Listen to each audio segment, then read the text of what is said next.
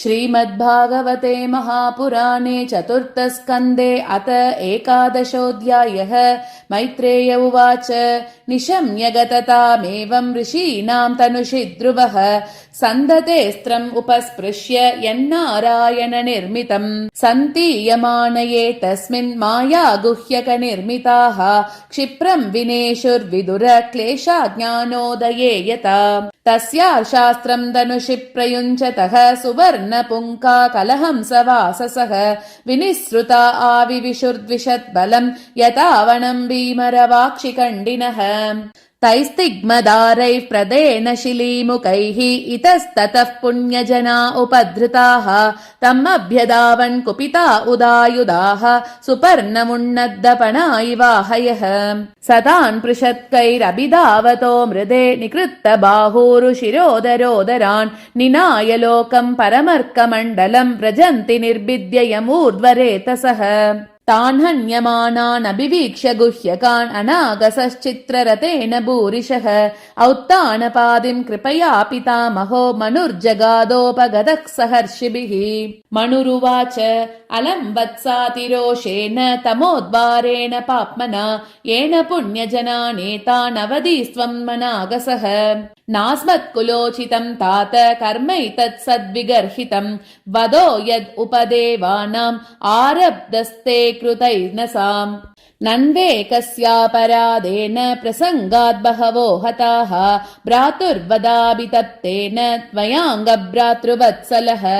नायम् मार्गो हि साधूनाम् ऋषिकेशानुवर्तिनाम् यदात्मानम् परागृह्य पशुवद्भूतवैशसम् सर्वभूतात्मभावेन भूतावासम् हरिम् भवान् आराध्यापदुराराध्यम् विष्णोस्तत्परमम् पदम् सत्वम् हरेरनुद्यातः तत्पुंसामपि सम्मतः कथम् तु अवध्यम् कृतवान् अनुशिक्षन् सताम् व्रतम् तितिक्षया करुणया मैत्र्या चाकिल जन्तुषु समत्वेन च सर्वात्मा भगवान् सम्प्रसीदति सम्प्रसन्ने भगवति पुरुषः प्राकृतैर्गुणैः विमुक्तो जीवनिर्मुक्तः ब्रह्मनिर्वाणमृच्छति भूतैः पञ्चभिरारब्धैः योषित्पुरुष एव हि तयोर्व्यवायत् सम्भूतिः योषित्पुरुषयोरिह एवं प्रवर्तते सर्गः स्थितिः संयम एव च गुणव्यतिकरात् राजन् मायया परमात्मनः निमित्तमात्रम् तत्रासि निर्गुणः पुरुषर्षभः व्यक्ताव्यक्तमिदम् विश्वम् यत्र भ्रमति लोहवत् सकल्विदम् भगवान् कालशक्त्या गुणप्रवाहेन विभक्तवीर्यः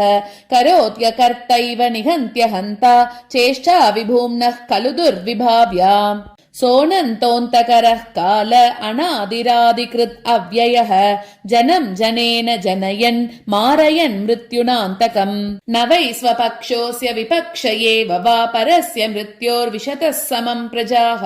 तम् दावमानम् अनुदावन्त्यनीशा यथा रजांस्य निलम्बूतसङ्गाः आयुषोपचयम् जन्तोः तदैवोपचयम् विभुः उभाभ्याम् रहितः स्वस्थः दुस्तस्य विददात्यसौ केचित् कर्म वदन्त्येनम् स्वभावम् अपरे नृप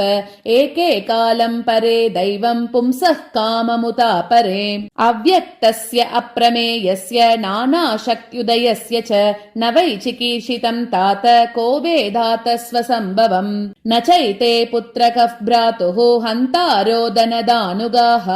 विसर्गादानयोस्तात पुंसो दैवम् हि कारणम् स एव विश्वम् सृजति स एवावति हन्ति च अतापि हि अनहङ्कारान् नाज्यते गुणकर्मभिः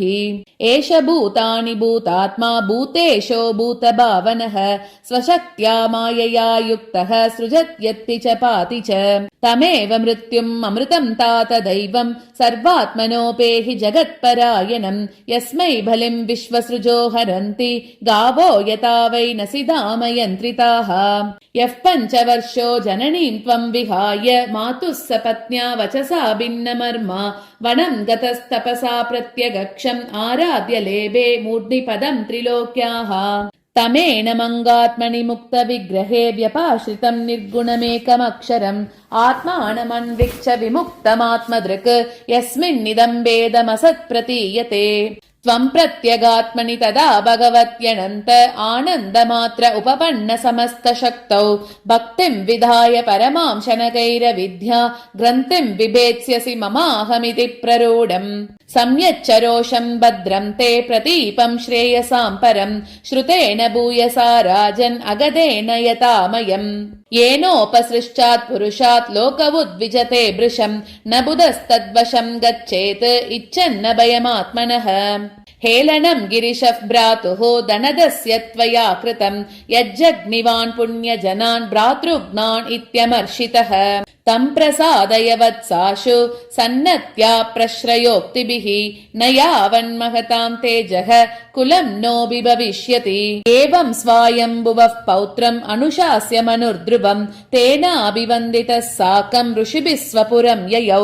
इति श्रीमद्भागवते महापुराणे पारमहंस्यां संहितायां 4th स्कन्धे 11ोऽध्यायः।